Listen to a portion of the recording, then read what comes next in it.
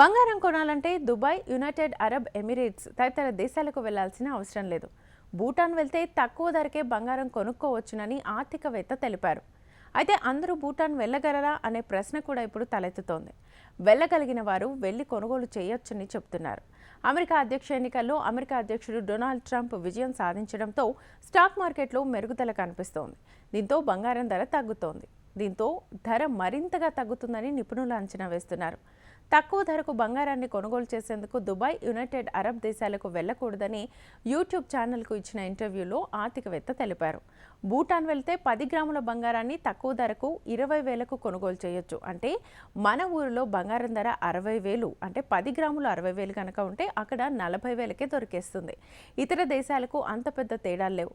ఈ బంగారాన్ని కొనుగోలు చేసేందుకు భూటాన్ ప్రభుత్వం కొన్ని షరతులు విధించింది. వారు దానిని స్థిరమైన అభివృద్ధి రుసుముగా ఉంచుతారు.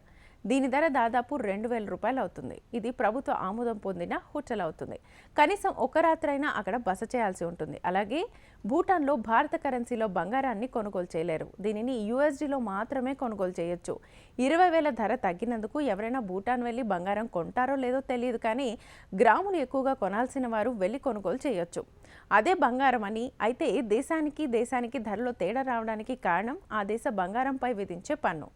ఇంతకుముందు దుబాయ్, యునైటెడ్ అరబ్ ఎమిరేట్స్కు వెళ్లేవారు ఇక్కడ కొనుగోలు చేసిన నగలను మార్చుకొని అంతకంటే ఎక్కువ గ్రాములు కొత్త నగలను కొనుగోలు చేసేవారు. ఇందుకోసం పురుషులు 20 గ్రాముల వరకు, మహిళలు 40 గ్రాముల వరకు బంగారాన్ని తీసుకెళ్లేందుకు అనుమతించారు. దీంతో చాలా మంది లబ్ధి పొందుతున్నారు.